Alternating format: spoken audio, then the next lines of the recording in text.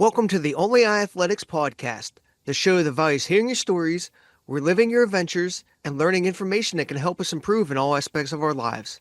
I'm your host, Dean Banco, and I know you enjoyed today's episode as much as I do. All right, today I have on my friend Bethany.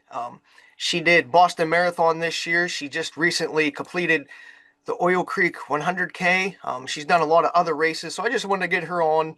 Uh, sort of talk about her running journey, maybe from where she began to, qualifying for Boston. And then, you know, Boston and Oil Creek are basically two different spectrums of running. So I just wanted to, touch base with her, see how it went, stuff like that. So thank you for coming on today, and Hey, looking forward to the thanks for having conversation. me.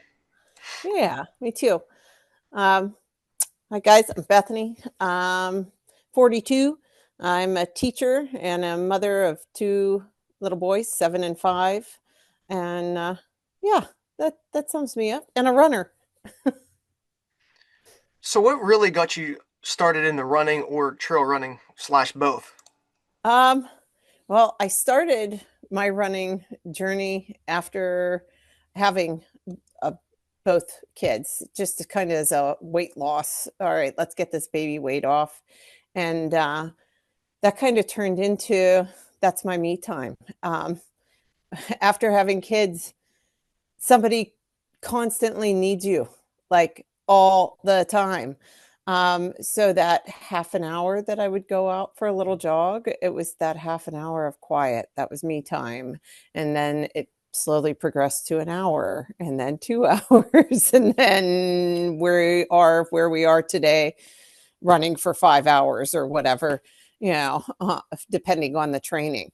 So that's kind of started the running journey. And then it was my sister who had run several marathons. She's done New York and LA. She lives in LA, and she was coming back to Pittsburgh one year, and she says, I think I'm going to run the Pittsburgh Marathon. You could do it if you think you can. And that was enough to spur that competitive. What do you mean if I think I can? Of course I can. Yeah. So that started the whole, okay, we did Pittsburgh, completed that, and then it was on to what's next, Um, and that, I guess, started the excuse me, Boston journey. Because I wasn't close to a Boston qualifying time. My first marathon time was 4:09 or something like that. And it was my sister who's a back of the packer. She's, kind of party pacer. If you trained, you I'll bet you could do it. I'll bet you if you pushed it, you could probably do it. And it was just that little nugget, that little thing that's stuck in the back of my head that was, you just need one person to believe in you. That's all it really takes, is one person to kind of like set you on the path. And so then it just became a progression from there, to hit that goal. So So she sort of questioned your ability first, and then yes. then she got confident in your ability. So it was kind of Right. a nice little switch. Exactly. Well, she also knows me. She's my sister. She knows that she's not the competitive one, and she knows that I am. And by issuing that doubt or challenge, that would have been enough to spur that competitive edge in me to, oh, don't you dare doubt me. All right, let's go. Let's do this. So was there a pretty good rivalry growing up then? um I, she was always the go-getter. She was the one that attempted things, would go out and try new things, whether it was the skiing, snowboarding, any kind of, physical activity. She'd go out and she'd do it, but she didn't have that, I want to be better than everybody. She was just, I want to try it. And whenever I'd see her doing it, then that competitiveness came. Well, I can't let her be better than me at something. So now I got to go do it. So I don't know if there was a competitive rivalry on her part, but maybe mine. Maybe mine. So you did Pittsburgh Marathon, and you've done a couple other marathons. Where did you qualify for Boston at? I qualified on a Revel series at Mount Charleston. My second attempt, my second marathon was the Wine Glass. Um, and I was 5 minutes off the qualifying. No, I'm sorry. At that point in time, the qualifying time was 3:40, and I was at 3:41. I was gunning for a 3:35 because of the, you know, how they bump everything down as they do. Um, so I was gunning for that 3:35, and I came in at 3:41. So I missed the actual qualifying time by, a minute or two or whatever. And came back, and somebody online said, I'm doing this Revel race. It's downhill race, biggest downhill. I'm using it to break my 5-hour marathon mark. You should try it. And I said to my husband, let's go, let's do this. And did. And that one, that's where I qualified. And luckily they didn't have the 10-minute penalty at that time. So worked out for me. Well, yeah. If people don't know, Boston this year, I guess, announced that there's going to be a time penalty, as she said, like 10 minutes for downhill courses, because I guess, if you're a runner, you got that free speed running downhill. So they implemented a 10-minute penalty now. So you have to be under your Boston qualifying time, meet the standard, and then you always have that like 5-10 minute buffer. Now you have another 10 minutes. So you pretty much, if you're going to do a downhill race, now you have to be like 15-20 minutes under your Boston qualifying time with that penalty. So I guess it's harder. I get, yeah. Yeah, there's a lot of controversy in that. I don't. I've had a lot of people ask me, how do you feel about the downhills? And my answer is always the same. I saw it as a way to achieve the goal. The goal was to run Boston, and I didn't care how I got there or what got me that the goal is to go run Boston. So if you want to do it and you want to use the downhill, so be it. Go use it. Buy the plane ticket. Go do it.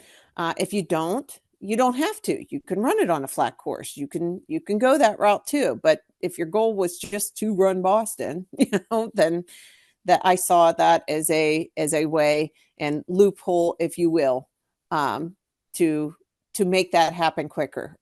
Do I think that I could have eventually worked my way up? Sure, but it may have taken a lot more races and a lot more years, and I'm not getting any younger. So, Well, it does get easier, I guess, as you get older, per they se.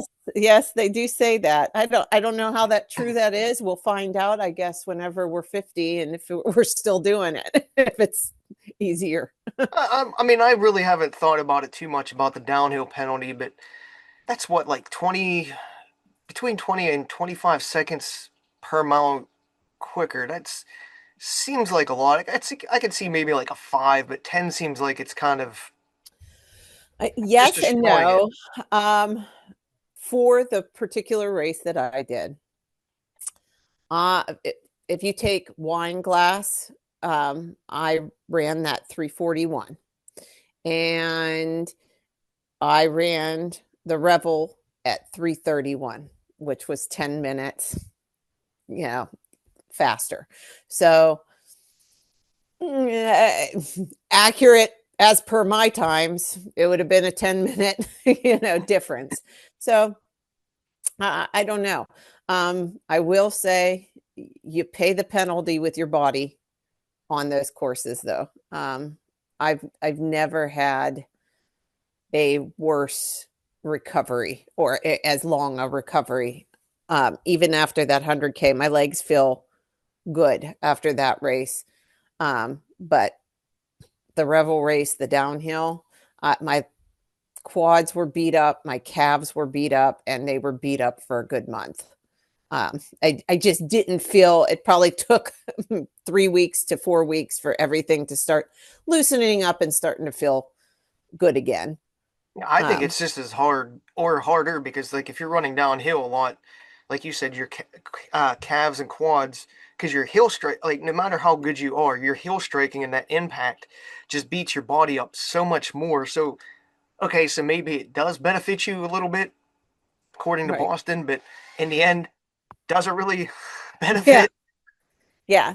Well, and that was something that they warned at the expo. And one of the coaches, I listened to the talk. I was so thankful that I did. And he gave this hour-long talk of the course. And he said, you are going to be running, 20, 30 seconds faster than what your goal pace is. Do not push it further. You're going to feel good. Don't push it further because you will blow up by mile 16.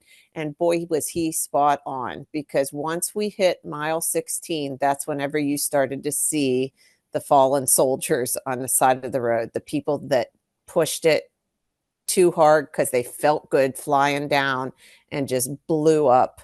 And it continued to progress as you got closer to the end. There was just more and more runners that impact just takes a toll over time, you Yeah, know? I think it's what they say, 2.5 times your body weight if you're like heel striking compared to forefoot. I Yeah. mean, that's Yeah. just what I read. I don't know how true, but I think it's pretty logical. At least I know when I'm Yeah. doing like hill work, or we'll just say a trail race that you have the net downhill, my calves are definitely beat up more than uphill. Right. Right. So Yep. were you more sore after that one or Pittsburgh? Oh, that one definitely. That one definitely. Pittsburgh, I tell everybody, if like when they anybody that's around our area, because Pittsburgh's the big one that everybody, I want to try a marathon. And it's not really a great first marathon, but it is.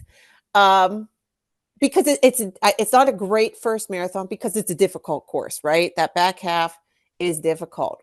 But if that is your first marathon to base all other marathons off of, if you can do Pittsburgh, well, then you can do a lot of them. You're going to kind of, okay, I can do that one. The elevation isn't that bad. This isn't, so it's kind of a great first marathon to kind of get your feet wet, because it's going to be difficult, and then everything after that isn't going to feel quite as bad. And but if you're not prepared for it, you're not prepared for those hills in the back half, it's going to hurt. It's not going to feel great.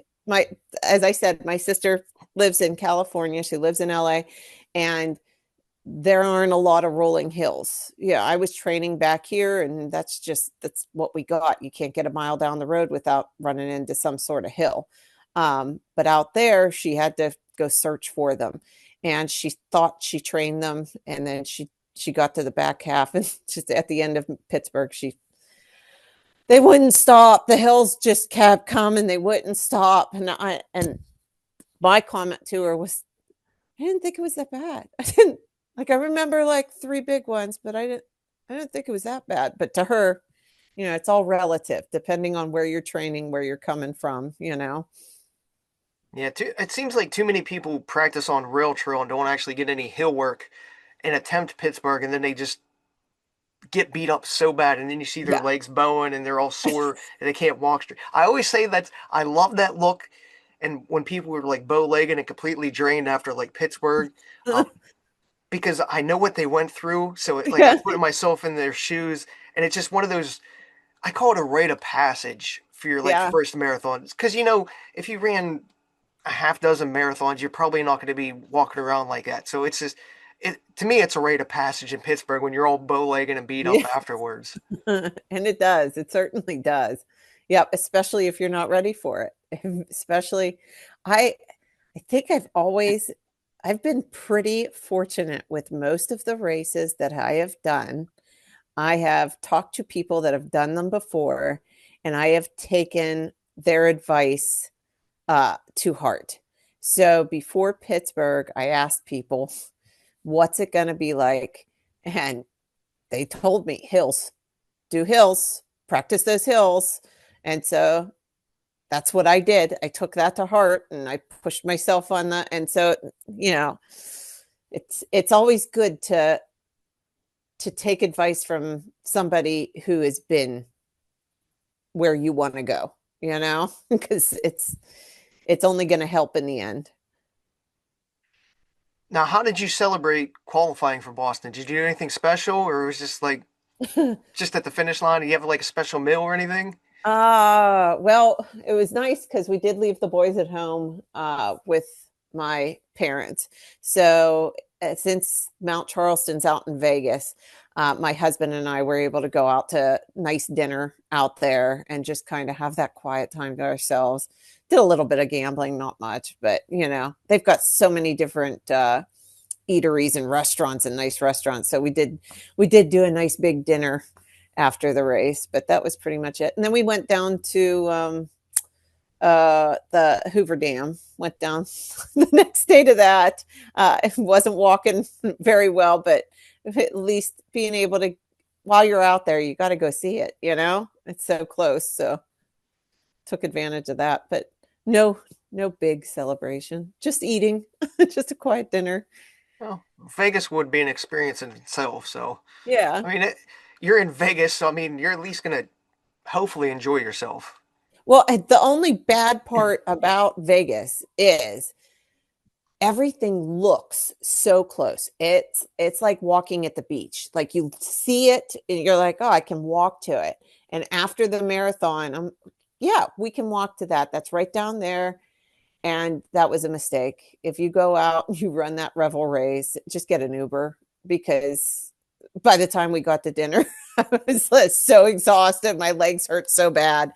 I was, yeah, that's the only bad part about Vegas is it's deceiving. It's deceptively, yeah, everything looks closer than it actually is.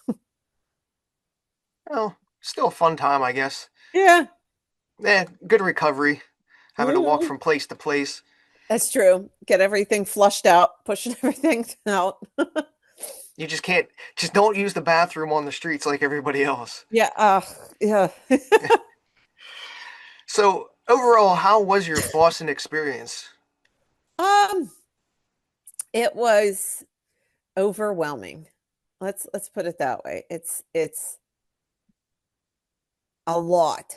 It's a lot to take in. Um, there is so much to do. As you know, uh you've got the expo, of course, that you want to get to, but there's so many shakeout runs going on, and there's so many pop-up shops that like you want to go check out. And there's the party where they've got like the beer tents and all that kind of stuff, and all the events that like booths for with games and free giveaways. I never even made it to that. I never even made it to that because the expo is on one side of the city and all the pop-up shops are down by the expo. And by the time we'd get back, it was like, oh no, I'm tired. I can't. Um, but I did the 5K. That was fun. I would suggest anybody that's going up there, um, you know, sign up for the 5K too. What the heck? You know, enjoy it all. Take part in all of it as much as you can. Um, the great part about Boston is like the whole city is behind you. Like no matter where you go to eat, they're asking, "Are you running the race? Are you?" It's just you know the people are excited for you, which just makes it like, "Oh, this is cool. You guys actually care." Like that all these runners are here. They're excited for you, you know? Um, Well, they, so they that might add on a 20% gratuity too. they might. Different menu for outsiders. They're like, oh, we got to switch these Oh up. my God, yeah, maybe see, I'm sitting there thinking innocently they're asking, like, oh, you running, you're out of town? I'm like, oh, look at them, they're excited for me. Um, but yeah, it is. It's the whole atmosphere. The whole town's just kind of a buzz with running stuff. So that's really cool, and getting to meet so many people. if you're on the online community and you start seeing, oh, this one's going and this one's going and this one's going. And I was fortunate enough to be added to a group. And so everybody decided to do the same shakeout run. So you get to meet all these different people from different countries and all over the US. And that's fun. That's neat to be able to meet everybody in real life and kind of watch their journeys online as they get to Boston, and then kind of have this crescendo at the end, meeting everybody. So that was really cool. Um, the actual race itself, I had the thought, like, as I'm running it, I'm like, it's still a marathon. It still hurts. Like, it doesn't matter how special it is. It's still 26 miles and it still hurts, you know? Um, but, you know, the crowds are out of this world. That's really cool to see. Um, the one thing that really stood out to me at Boston, not stood out to me, one of my favorite memories, because you're so overwhelmed trying to see all the different stuff, trying to get to all the different booths and everything, and and all the meantime in the back of your head, you're like, I don't know that I will ever go back there. I don't know that I'll ever get back there. And I'm trying to take in this whole experience, take everything in, see all the sights, what everybody else experiences whenever they get to come up here. And it's just almost this overload in your head that you aren't taking anything in because you're so overwhelmed. And as they were pushing us into our corrals, um, you know, they've got like the spectators lined up, and I was right on the edge of the corral, and I'm overwhelmed, and I'm starting to, you're thinking about like how your race is going to go. Okay, I'm ready to push out, and you're getting focused, and I look over, and just one of the spectators with his Boston accent says, "Have fun today, kid." I lost it, Dean. I lost it. I just burst into tears right there. That's all it took, was just this guy and his Boston. Have fun today, kid. Just lost it because it just brought everything back. Oh my gosh, that's exactly what I'm here for. That's why I'm doing this. It's not for, am I going to have a good time pace wise and stuff like that? It's not about the, oh, it's Boston. It's not about any of that stuff. It's about just go and have a good time. Enjoy. This is life. Not everybody gets to enjoy this experience of life. Not every runner is going to be in your shoes. Just make sure you have fun and enjoy it. And that just, woo, wave of emotions, tears, lost it. And took me probably a quarter of a mile, half a mile to kind of come back to, all right, we're in race mode now. All right, stop crying.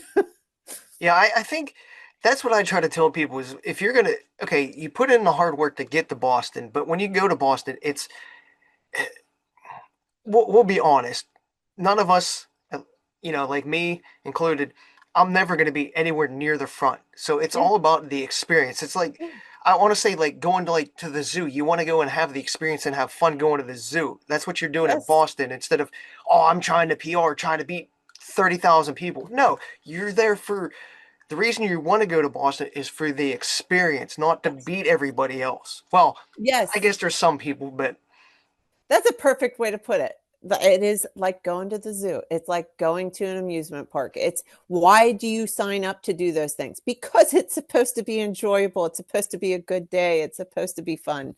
And that's exactly what it is supposed to be. And somehow in the training and in the elitism of it all, kind of gets, I don't know, muddled in there, I think, in people's brains, you know?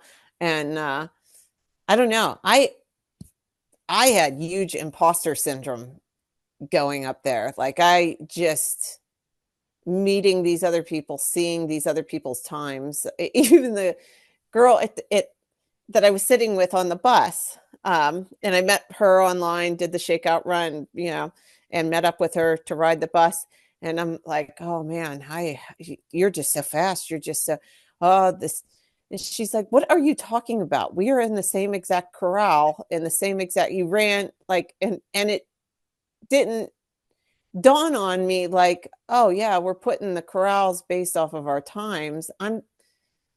You're just looking at these other people and just, "Oh my gosh, I don't belong here. I don't know how I'm wind up."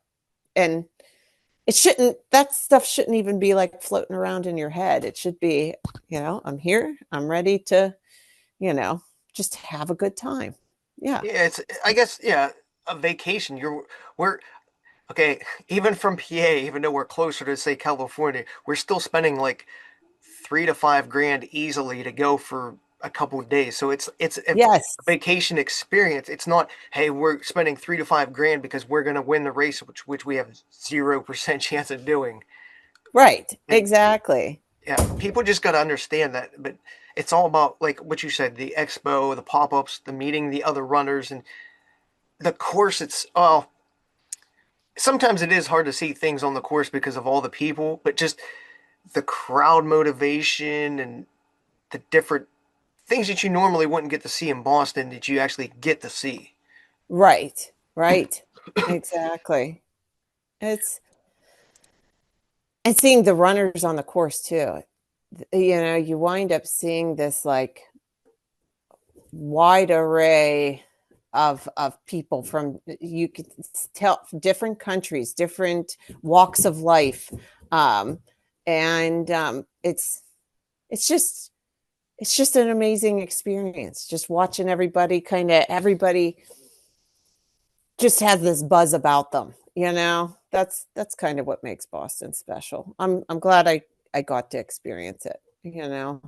Um, it's special in Uh, that way. It's the people that make it special. It's not, like you said, it's not so much the course. It's not so much the it's the it's atmosphere. the overall like Yes. because you're not going to get that feeling in the atmosphere in general. You're not going to get that anywhere else. Even though Pittsburgh, I will say, has a little bit of that, but like the back half sort of gets a little light until you get back into town. Because everybody, like I think the back half in Pittsburgh actually gets a little light because people want to be near the finish line instead of near the front. So they want to see like people twice. So the back half I think gets taken away a little bit, even though it's I like the back half as well.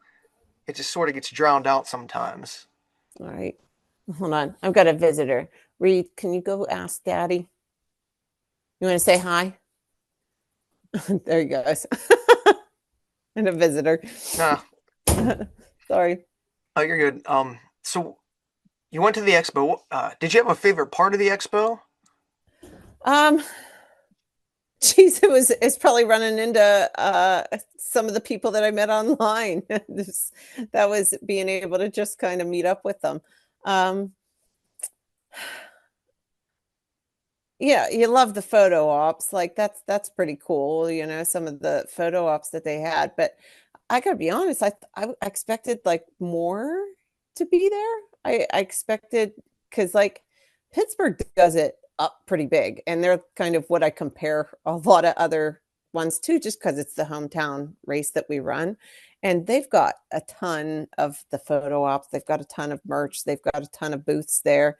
And like I felt like it was equivalent to Boston's, and I thought Boston would be like much bigger. So from that aspect, I was kind of like, huh, okay, all right, you go Pittsburgh. Well, Look at I, you. I think because it went more corporate over the last couple of years, even since like when I did in 2018, and I know it. People have complained that's why there's more of the pop-ups along the street now. Okay. It's like with the vendors instead of inside the expo, whereas everybody was like inside the expo before, like bib boards, my Yeah. Nippies products and stuff like that.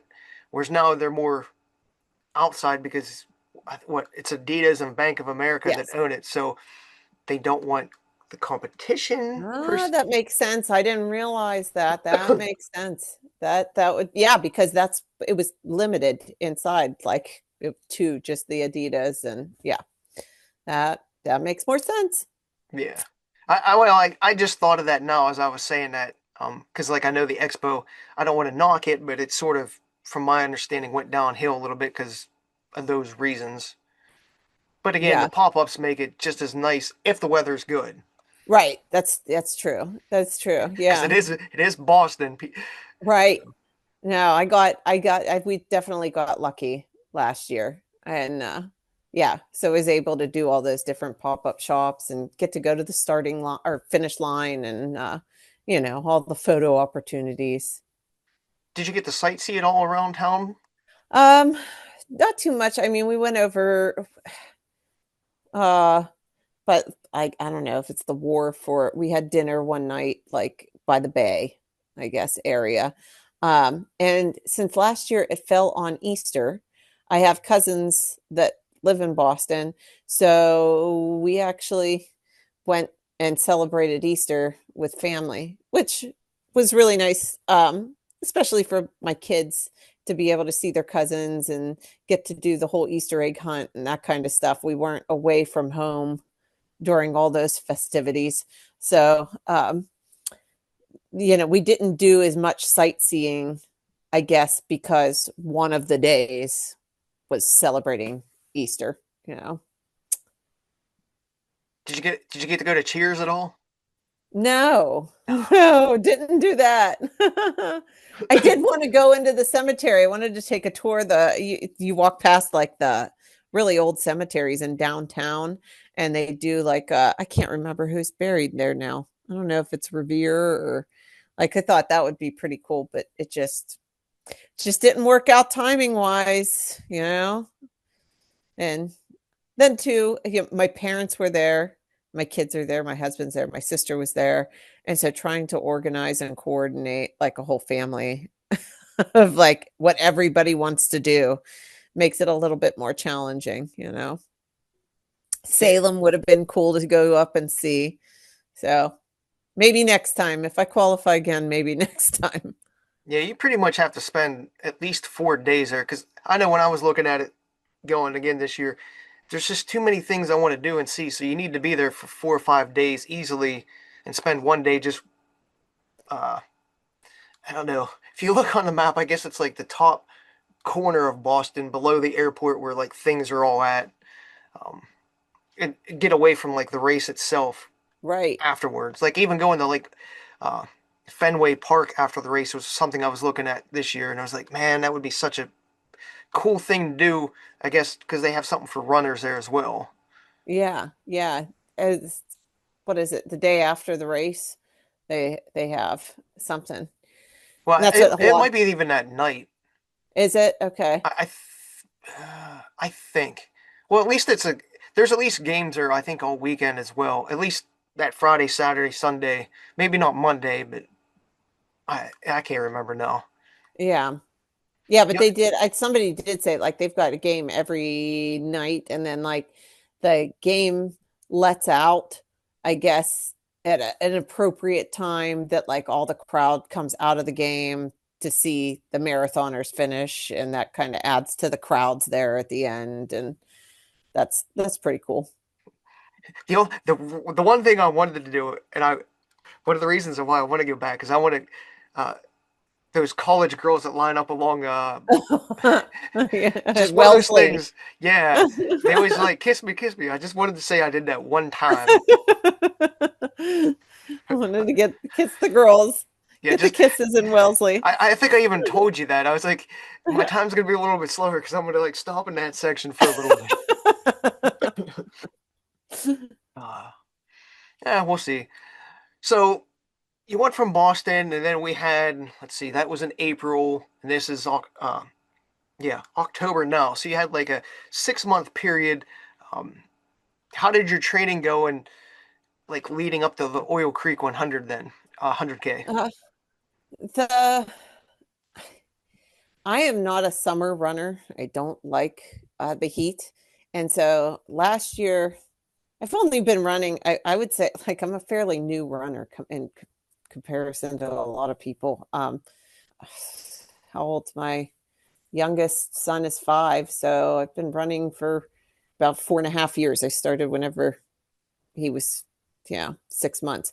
So um, last year, I started doing trails a little bit more, just to get out of the sun in the summertime, just get off the roads. Didn't want to be out in the heat of the roads, and I signed up for Oil Creek's 50K last year, and so this year it was okay. Let's progress to the 100K, and it just seems like it fits well with me not being a summer runner to move to the trails and do my training through the summer on the trails, and then do a ultra maybe or a trail run in the fall rather than sign up for a marathon per se where it's you're training speed in the summer because I don't do well in the heat. I just yeah.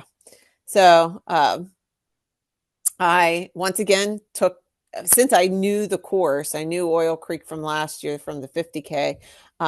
And last year I took the advice of buddies that had done the 100 miler up there. And they said, train the hills. It's going to be a lot of elevation gain.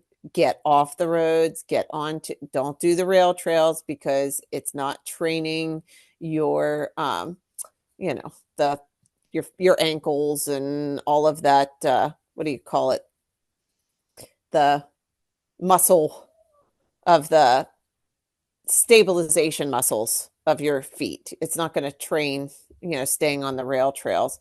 So I tried to get onto single track trails as much as I could and train the hills last year. And then I did the same this year. And we recently moved this year. I did a lot on one trail loops last year. And this year we moved to a different town and I found a road that turned into a gravel road, dirt road, then has some trails up at the top of it. And I just kept hitting that every weekend, just kept hitting it. And it did the trick. It, I felt good on race day. I felt like my walking legs, power hiking legs were in good form. During the training, I could start to feel that shin splints, and had to kind of work through that just because, trying to power hike up hills, it's taken a toll on the shins. And, the trails just do that. They're working different muscles. The walking muscles are going to be different from the running muscles. So it seemed to, that trail that I picked seemed to do the trick because I felt pretty good on race day, come race day. Well, I guess I should give a brief description because for the 100K course itself, it's got what over 1,100 feet of gain. There's a Yeah. 31-hour time limit. You start at 6 a.m. On Saturday, and you crushed it. You came in shit. What was it, like 16 hours? I think is what I just saw. Yeah. Yeah. 16. So Came in you, around 10 o'clock. yeah, crushed it. You were like what, half of what the cutoff time is, and that's impressive of itself. Like, 'cause, I mean, a lot of Oh, races thanks. when they have cutoffs, how many people, not knocking anybody's ability, but there's always that. There's races like Eastern States that like 50% of people come in that last hour, and then like 25% come in the last like 10 minutes. So to like be, you know, finishing half the time of which you're, allotted is impressive of itself. Oh, well, I, I didn't realize that. That makes me feel better. That makes me feel good. Thank you. I was I'm trying to figure out how to word that correctly. I think people understand what I was trying to say. Um, Yeah. if not, then I, that's on them. yeah, I'm kind of, I don't know. I'm new, like I said, I'm fairly new to the running world. And I'm not much of a researcher. Um, I I kind of, okay, this is what I'm gunning for. It's that competitive spirit. I think looked up last year's finishers times, and based off of my 50K, I had an estimate of what I wanted to do and what I thought was reasonable for me to do. Aside from that, I didn't do much more research into it than that. It was okay, this is what we're going for. And I don't know that I could have done it any faster. Um, yeah, it's always just with that competitiveness. You want to go faster. You want to go faster. Um, I'm a little disappointed that I didn't catch up to the first, second, third place females. But then once I came in and I looked at like their times, I was like, oh no, I couldn't have cut that much time off though. I couldn't have done that. But yeah, maybe next year. Maybe Well, next year. We'll see. you never know because with trail racing and ultras in general, it's who has the better day and how they feeling that day. So you can go to Western states and you can face off the top like 10 in the world and they can all have bad days and you pass them or you can have your A game and you crush it. So I always tell people, I guess time is relative unless you're hell bent on winning the race. Yeah. You know what I mean? Yeah. Unless you're going out for blood and you're getting the sponsors, time is sort of Yeah. irrelevant if you're out there having fun and then uh, just enjoying yourself and the event in general. And that's it. That was the bigger thing. Yeah, I'm stopping to take pictures. I'm stopping to, talk with people along the course. I knew a couple people on the course, and so you run into them, especially the ones that were doing the 100 mile. You know what they're going through. You know that they're going to be out there for so much longer. So to stay with them for even 15 minutes and walk a little just to encourage and tell them like you're doing great, you're looking great, just to kind of keep their mind occupied for a little bit of time. Like I feel like, makes me feel better doing it because I would hope somebody would do that for me if I was in their shoes. So uh Or, that's or, or you what could be the it's bad guy. about. You could be the bad guy. Like if it's one of your friends, and be like, "Yeah, guess what? I get to go home in 2 hours. You're gonna be out for another 15." How's Yeah, that feel? right. I've done that Yeah. before. Oh, that'd be awful. Oh, that's what my buddy did say. Like we came in, I was doing most of it with a friend, and we came in to the one aid station. Excuse me, and he asked the girl that was crewing us, said, "Okay, where are we at? What position? You're in eighth. All right. Where was the girls ahead of us? They came through half hour, whatever. Go.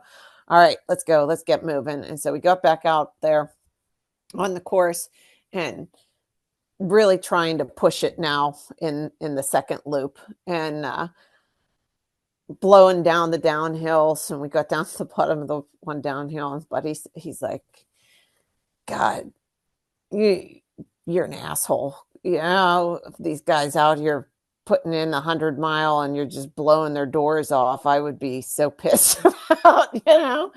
Like, well, and not trying to do that, not trying to, you know,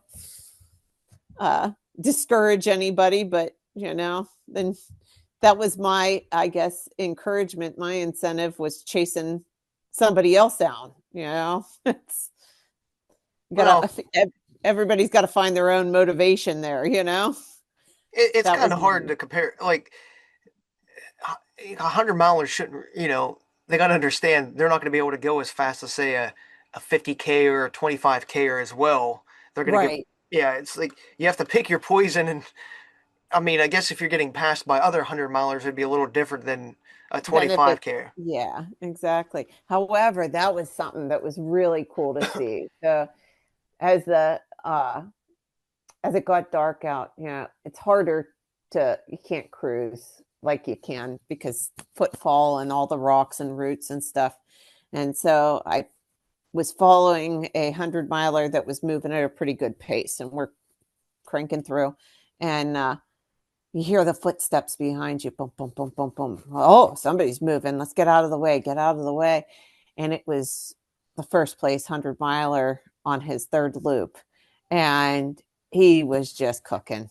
And it was just so cool to see. That's just such a cool sight to see. And as I got back to the school, he was going out for his last 7 miles, and it's just neat to see somebody with that athleticism be able to do that when your feet are tore up and you're hurting just to push power hiking, and they're 20 miles ahead of you, still just cranking by.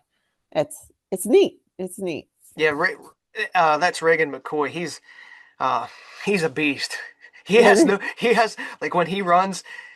I will say I'll give him credit. Like that guy, he has like an on switch and it's on and like the whole time. It's pedal to the metal and like I don't know how he does it. He's a nice. I will say he's a really nice guy to talk to.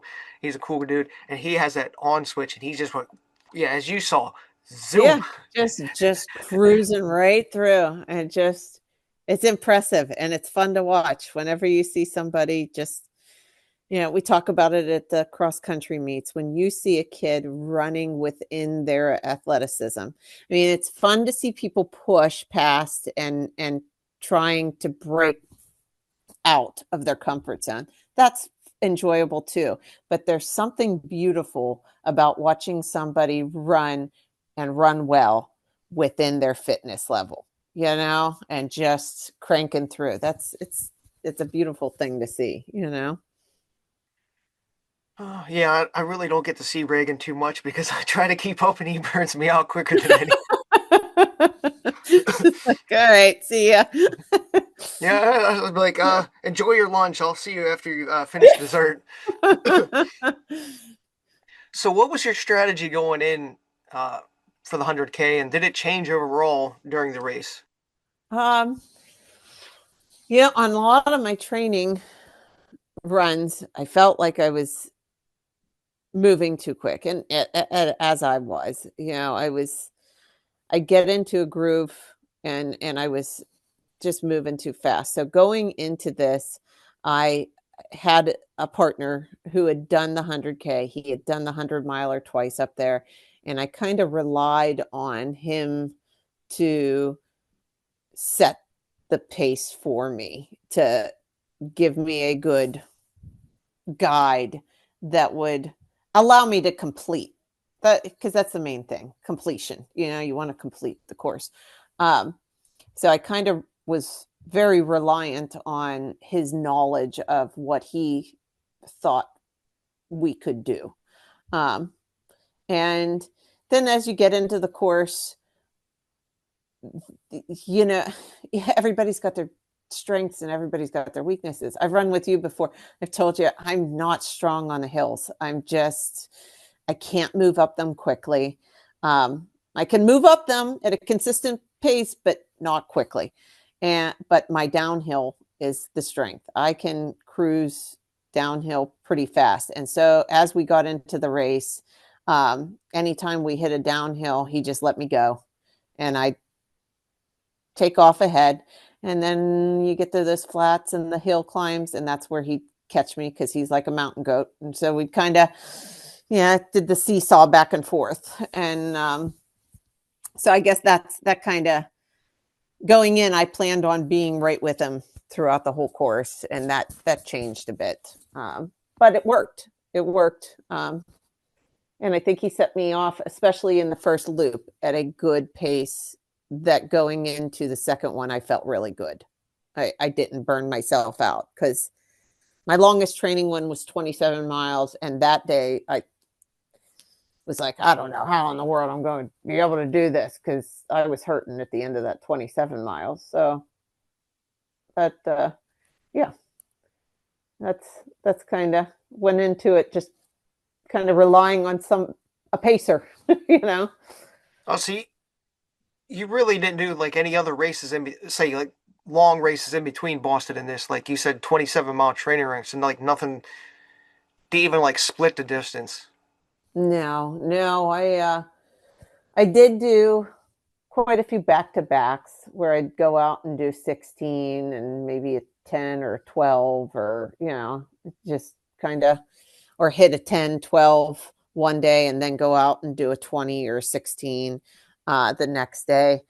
Um, but I did the one trail race, that run with the deer flies this summer, but that was 15. Um, nothing, nothing really extreme in between that. Yeah.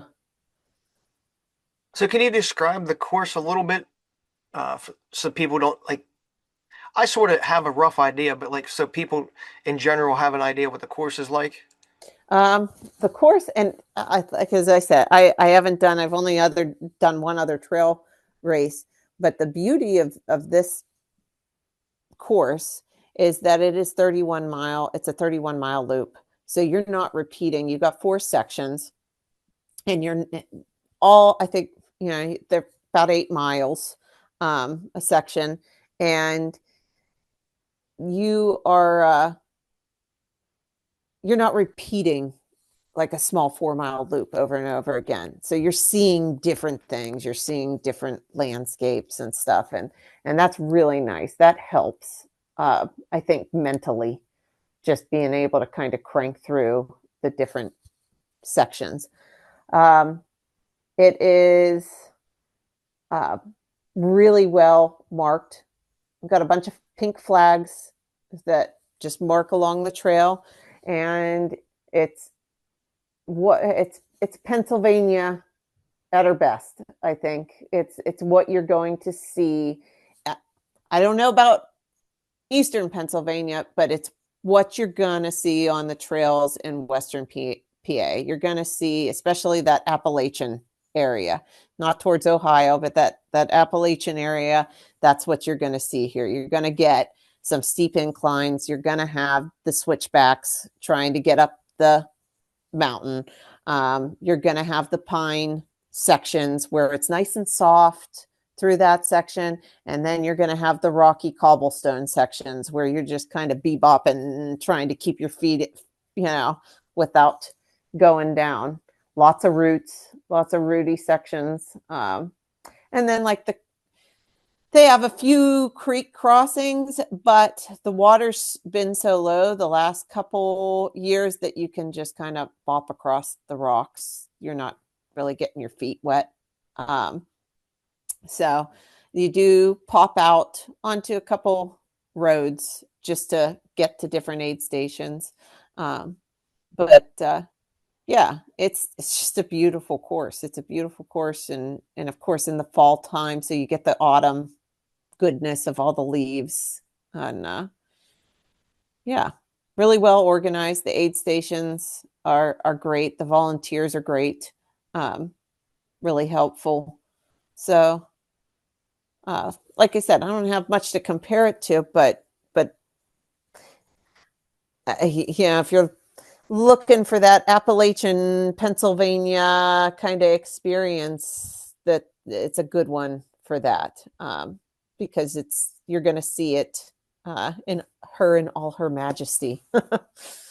Yeah. Now, the flagging, did they have it on the trees or was it more on the ground? No, it's all on the ground, all reflective, so whenever you got your headlamp on at night, you can kind of follow along the reflective flags. And they do have them marked fairly close together at no point in time, because in that last, as I mentioned, we split up it towards the end. Whenever I was trying to move up in the female field, my friend said to me, if you're going to catch them, it's not going to be with me, go. And so I took off right before sun went down. I might have had like a half an hour, 40 minutes before the sun went down. And so I just took off. And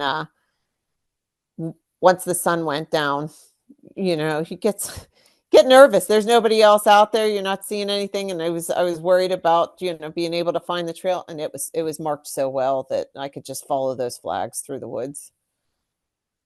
You didn't have the GPX file on your watch at all, or No, how about, okay, all right, how about this? So let's get into this.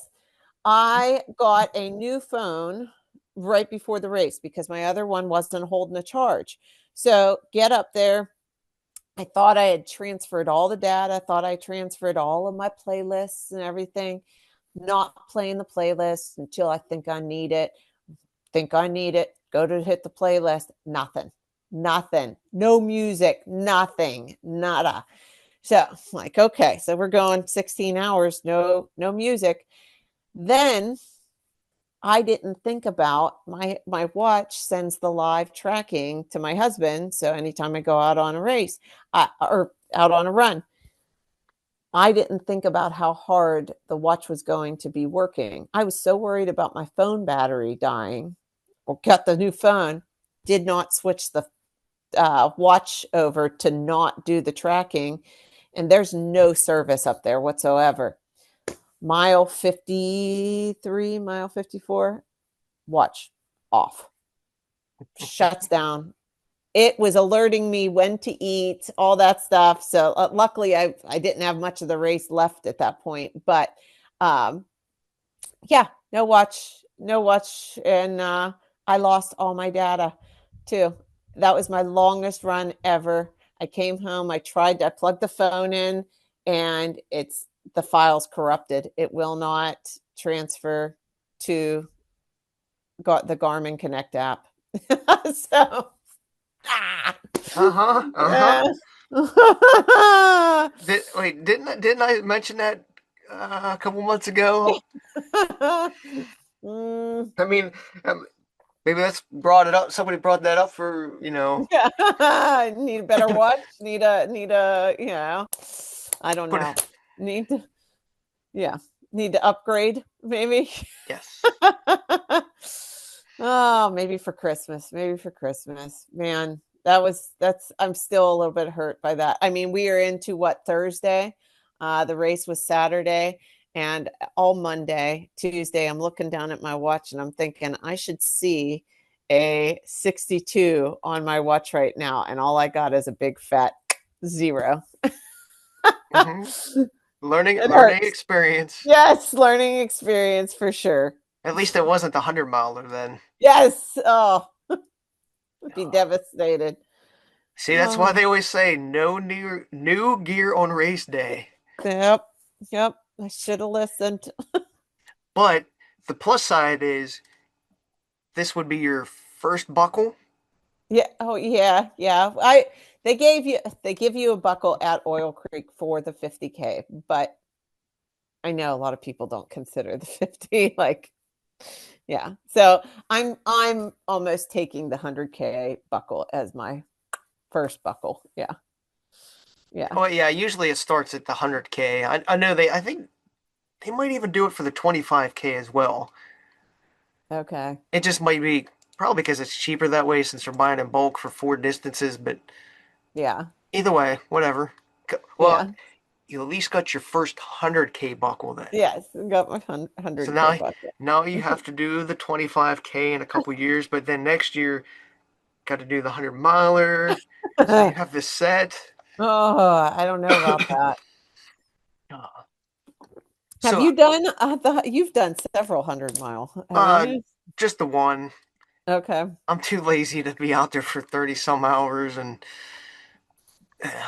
I'd rather do I like 100K, well, 50K is the most, but 100Ks are kind of like I could do maybe one or two a year because that's a full day, 2 day Yeah. process. But 100 milers like I would say even 4 days because travel the race is 2 days and recovery the next day. Yeah. So it's kind of eh, Yeah. not as fun. Yeah. Yeah. No. So what's your motivation or what keeps you motivated when you're out there? Um, Or mentally, how that's do a you good stay focused? question. That's a good question. I hmm. So I feel like the marathon, it's harder to stay locked in. I feel like it is because when you're trying to hit that goal time, you're that lactic acid's just building up. We are wearing down by mile 18, 20. That fatigue really just starts to set in, and you really have to do some mental gymnastics to talk yourself into, I can keep going. I can didn't come do all those miles at this pace to let it go now. You hang on to whatever you can for the end. Um, I think the marathon's harder. When I was out there for the 100K, I think it's just a matter of completion. It's just, I, I did have like one point where I was like, this isn't as fun anymore. I'm in the dark. I'm all by myself. But I thought to myself, you're a mom. We this is what we do. This is what we do. You don't go to bed until the job is done. You don't get to go to sleep until the kids are in bed, the dishes are cleaned, the everything else is ready and packed for the next day. This is what you do every day. This is no different. Race day is no different. You just keep going until the job is done. The job's not done yet. Keep going. Just so, that's kind of where my mind went to towards the end of the 100K. It was just, you're not done yet. Keep going. Day's not over. You're not done. Job's not done. I mean, I don't know if I've ever actually heard anybody say that, but that really makes a lot of sense. Like from a parent perspective. 'Cause I mean, yeah, I don't want to say women are probably more into that than guys, but because guys probably push more of It, that type of thing on women. it does default to mom a lot. You're the Yeah. one that, yeah. Not that dads aren't reading the bedtime stories, aren't doing but they're typically the ones that are unloading the backpacks at the end of the night, packing the lunches, doing. And everybody else gets taken care of before you get taken care of. So, you get everybody else to bed, and then, oh, you still need a shower. Oh, you still need to pack your lunch. Oh, you still need to. And so, as much as you want to just lay down, job's not done. So, you just kind of keep going. Um, I really do. Yeah, I'm really intrigued by that perspective, actually. I'm gonna have to think about that a lot more because now it's got my mind. yeah. Because I know, like, other people say the job's not done, go one more, BPM, Yeah. stuff like that, or keep hammering, all those things. But just that different perspective really just, I don't know, something that just in my mind just like went off. So I'm gonna have to sit down tonight and think about that a Well, lot more. have you heard other people say, there's the marathon that you choose, and then there's the marathon that you don't choose, and everybody's got a different marathon in life that they don't choose, whether it's work, whether it's, maybe fighting an illness or whatever it is, but you have to see that marathon through. And while I've chosen kids, I've chosen the family, this is those everyday tasks that are never ending, that like you're not really choosing. It's you did choose, but you got to do. That's just life. That's laundry is life. You're going to have dirty clothes. You're going to have the dishes. You're going to have the yeah. So it's kind of implementing that idea that you're running a marathon every day of life into just race day. Like you do harder things every day. You know, this is enjoyable. This is supposed to be fun. Why wouldn't you just keep going and keep doing it? Doing Well, laundry's not supposed fun. to be fun. Yes, Supposed to. it's supposed to be fun. Well, but it brings you back to that mindset of you did sign up for this because it is fun for you. You wouldn't be doing it if it wasn't fun. So, yeah, you might not be feeling it at the moment, but this is fun. This is your enjoyment. You chose to do this. No, it is fun. You are having fun. You're going to enjoy it when you finish it and have that like achievement, that feeling of I did it. I achieved the goal that I set out to do. So, is there anything you're looking forward to, say, in the future or near future, or anything you're looking to improve on? Ugh, it's always something to improve on. Yeah, I thought yeah, such a follower. I'm somebody that one a friend or somebody else says I'm running this race, and okay, that sounds good. Let's do that race. All right, I'll sign up for that too. And I haven't had that. Everybody's kind of got their own goals in my little circle, and um, so my sister having done New York and me having done Boston, we both said, oh, I'd like to do Chicago. She might do it under charity. That's how she did New York.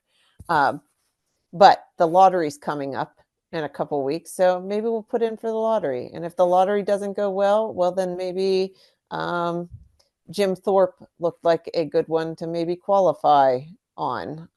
So maybe that. So I got a lot of maybes kind of popping up. Um, but there's also a West Virginia Ultra. It's like Trail Fest, and it starts at midnight, and they have the 25K, the 100K, 50. And so that one looked interesting. So I haven't signed up for anything yet, but yeah, yeah, we'll see. As far as getting better, you know, always trying to get stronger, always trying to get faster. I feel like with every race I've done, you discover a weakness, a weak point in your body. Whether like after Pittsburgh, it was my hip flexors, and it was okay. We got to get to the gym. We got to build that up. After the Revel, it was okay. My core. I need more core strength. I need more. So then you work on that. So with every race, there's something that I just even with the climbing, as good as it felt, it can get better. So I think just getting into the gym, getting those muscles so that we don't slow down through our 40s because we are aging, and so we got to work harder to maintain.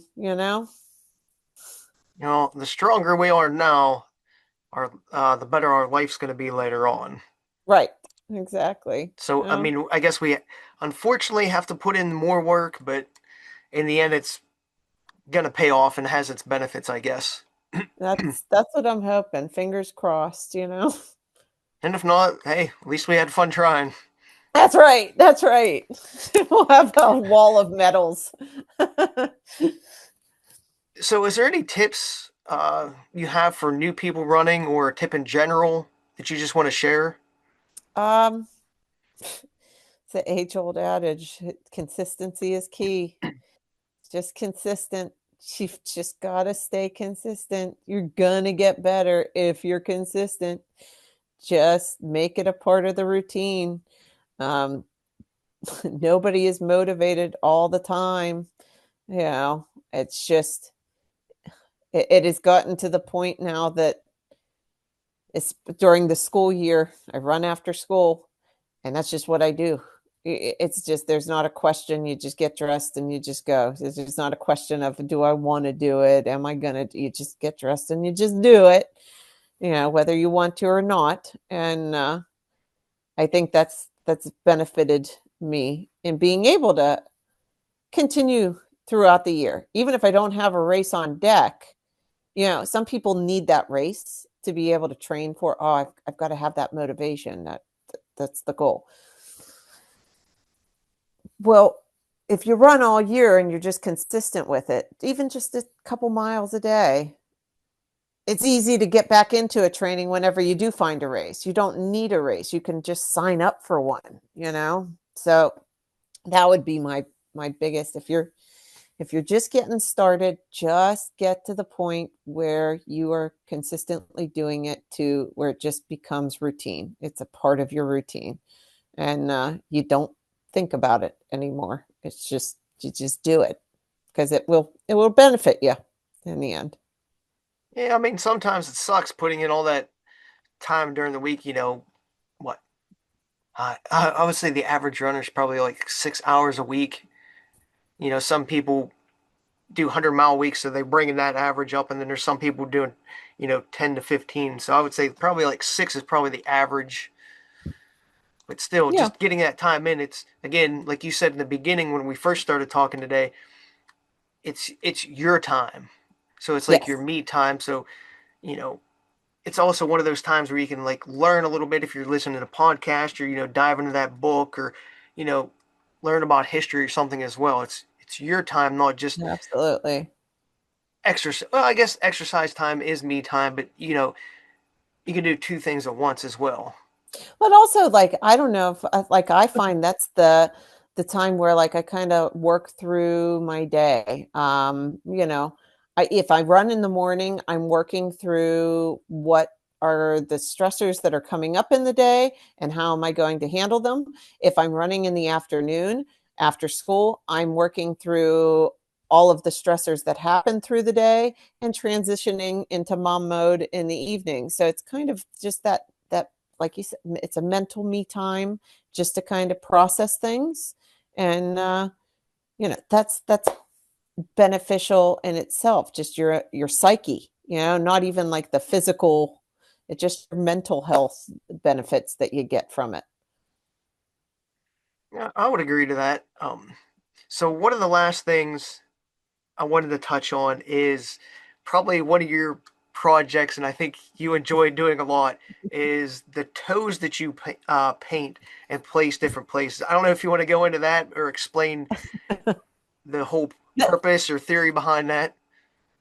I was a crazy, just, I didn't intend to set out to be known as the toe lady or known for painting severed toe rocks, but yeah, it kind of took off online. My buddy that I did the 100K with, he had sent me um, an image that he came across, knowing that I'm an art teacher. And he was like, "Look at this rock somebody painted." And I said, "I could do that. I could turn that into a reel. I could do that." And so I wound up painting toe rocks and started taking them out on the trail runs and leaving them on these trail runs. And it also goes kind of along with the whole losing the toenail, losing the toe, the runners losing their toenails. So leaving those on the trails, and it just kind of took off online, and you get people that love it, and then you get other ones that absolutely hate it, and you know hate the leave no trace people, hate it. And I get it.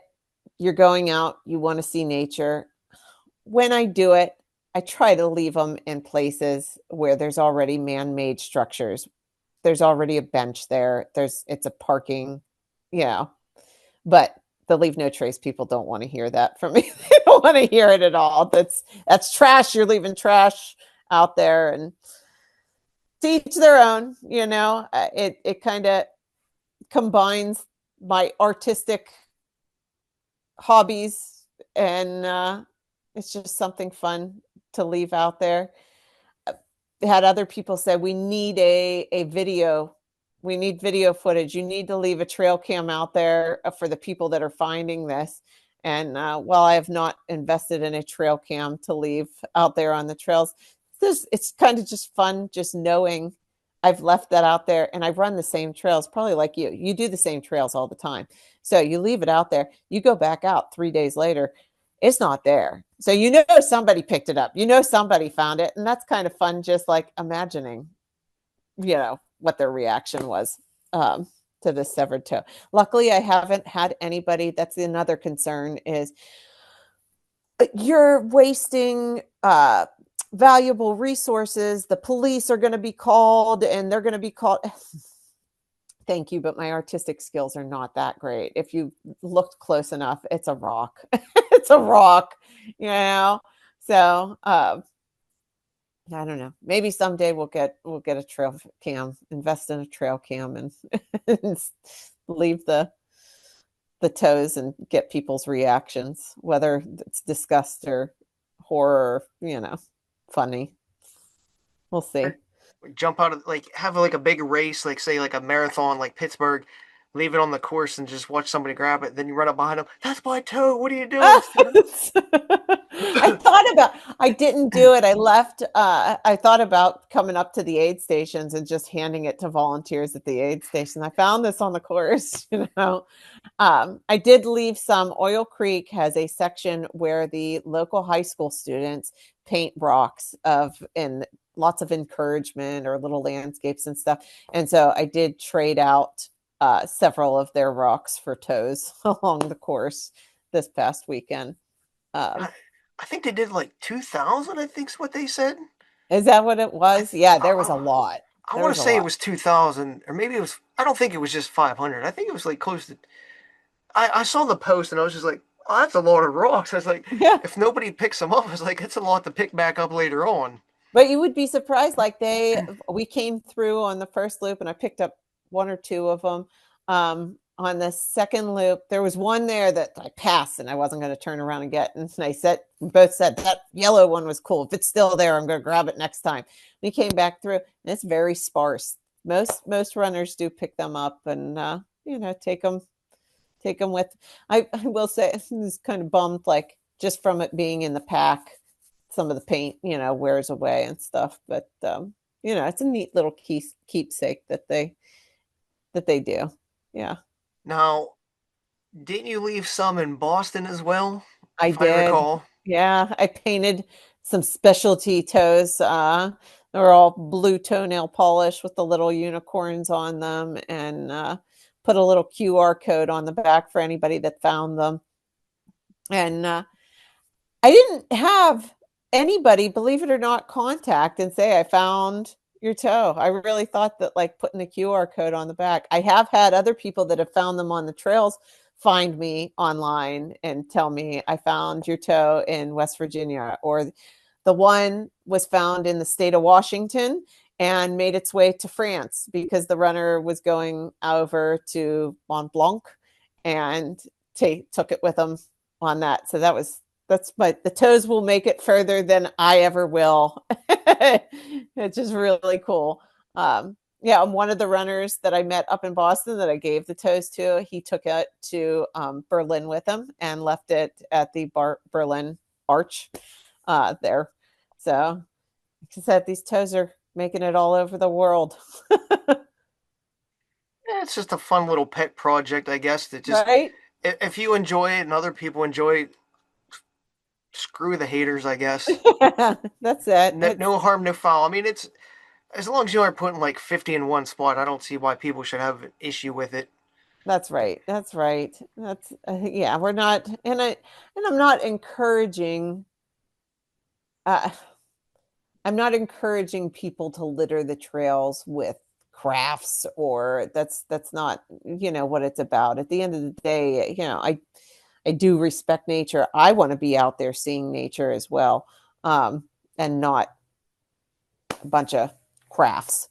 But yeah, it's just a fun thing to take along on the run, kind of look for what would be a good place. Where could I scare a biker or hiker with this? You know, start painting some snakes and get really people jumping. Yeah, that's true. Could do that. Well, I think that's about all I really had. Did you have anything else you wanted to add about anything running in general, or? No, we covered a lot. We covered a lot. That was a good conversation. Thanks. Enjoyed myself. Yeah, I think. Well, I mean, that was sort of my goal, was to get all those topics done, and I think we pretty much covered everything. So, yeah, we're an hour 15 minutes, I think, give or take. Um, so yeah, Yes. if Well, you don't have anything else, I guess we could just yeah. end it then. And Okay. I'm obviously, Hopefully others enjoy listening to the yeah, running adventures, yeah, of the tow rock lady. and we'll obviously be running together. Well, hopefully sometime soon, but we'll see Yeah. how the weather goes. So, My foot's gotta heal up. That has been my legs feel good after the 100K. My one foot is completely a mess with blisters. I have I can't wear closed-toed shoes yet. There it's just you got any advice for Mm. just time, huh? Well, yeah, because I got, let me see. Well, I don't know if I could show my toe. I got a black toenail and I got a blister on top of one right now. Oh, Well, I'm trying to, there you go. There's, yeah. and I got pain right in here, like this bone and this muscle from, I think, all the falling that I did down at Laurel Fall Classic a couple weeks ago. It's like Uh, bruised, so it's oh. starting to set in. So it's been, How did you do that with the shoe being ripped? I don't even, like, I didn't even notice it till like seven. Well, I guess because where the toe box was, it wasn't like the end of the toe. It was just a little bit back, so my toes weren't. Flapping out of the yeah. And just the way it, like, since I use that runner's knot, my feet really don't. Well, my shoes are so cinched down as it is on the lace part. My toes and feet really don't. I'm a very Yeah. tight wearing shoe person. I'm a very big component on the tighter the shoe, the better. So like my shoe responds with my foot, not my foot responds to my shoe. Okay. If I guess that makes sense. Yeah. Yeah, because the Yeah. shoes, I guess the better way to put it is my shoe is an extension of my foot and not my shoe is, or whatever I just said, Your reverse it. foot interacting, yeah, yeah, with the shoe. Yeah. Yeah. So, Yeah. all right. Well, thank you for coming on, and I'm sure Yeah, I'll thanks see you for before having the me. like a turkey trot or anything like that next month. So, Yeah, yeah. What are we doing? We doing Indiana? I don't, it's too far out I yet for me to know even it's pick just it. far out to make that call. I always bounce back and forth between am I going to do Latrobes? Am I going to do Indiana? Am I going to? And then like a week beforehand, I'll sign up. Yeah, my Halloween race in 2 weeks as well. Oh, that's it. I love that race because it's in the dark. And I just don't know that my foot's going to be. I've got to see where my foot's at. So, I'm struggling to keep the big toenail right now, so we'll see. just cut it off. I would just rip it off at this point. I don't think we're there yet. It's just not. It seems like it's hanging on, but there's just so much pressure underneath it, just build Oh, up. if there's still pressure, you gotta should have popped it. Oh, I have, and it just keeps coming back. The blister just keeps forming again. Oh, you gotta Uh, you gotta. Uh, Let me see if I can bring my damn toe up.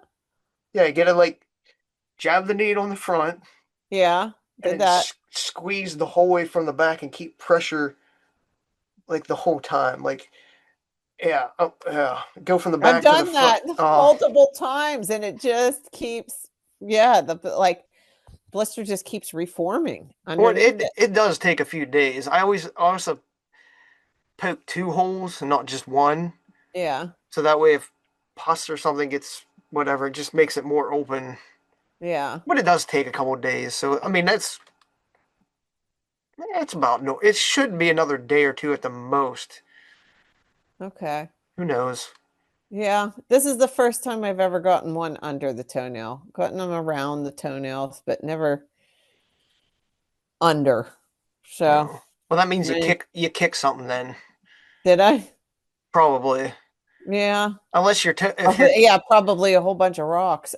yeah By the end usually of the race, I couldn't feel yeah, it was, yeah, feet if were, if you tripped at all, it's probably unless your toenails stick out, you have like the white whatever they call the white part of the toe, um, like a toenail like where it gets yeah. whiter. Uh-huh. Unless that's there or it's sticking out past the toe at all, if none of those two cases, then it's because it's like a blunt force trauma Okay. where you kick something like a root or where you tripped. Maybe not I fell, but did when you go down. I did go down at one point, and I yeah, don't, that's probably what had happened if it was that yeah, foot. yeah, yeah. I know as soon as it happens, I could feel like the pain in my toes. I'm just like, yeah, it's gonna be a blister There later, we and go. so That's what I didn't know at the time because I think I felt it more in my calf. I went down on several rocks and roots, and I was noticing my leg more than my my foot. But that's probably, now that you mention it, that's probably when it happened. Yeah, because your big toe is going to take more of the blunt force than the other four smaller ones, Yeah. generally speaking. Yeah. But, all right. Well, thank you for coming on, and I'll let you go and Yeah. so you can finish your job for the rest Start, of the night. finish the job. Time to put them to bed. All right. We'll All right. talk soon. See you later. Thank you for listening to the episode today. If you or anyone you know has any amazing stories, adventures, or interesting information you or they may want to share, please reach out to me anytime. On the next screen, you could scan the QR code or type in the Linktree website to easily find all the social media locations Only iAthletics is located. Take a second and hit the follow button as you visit each one.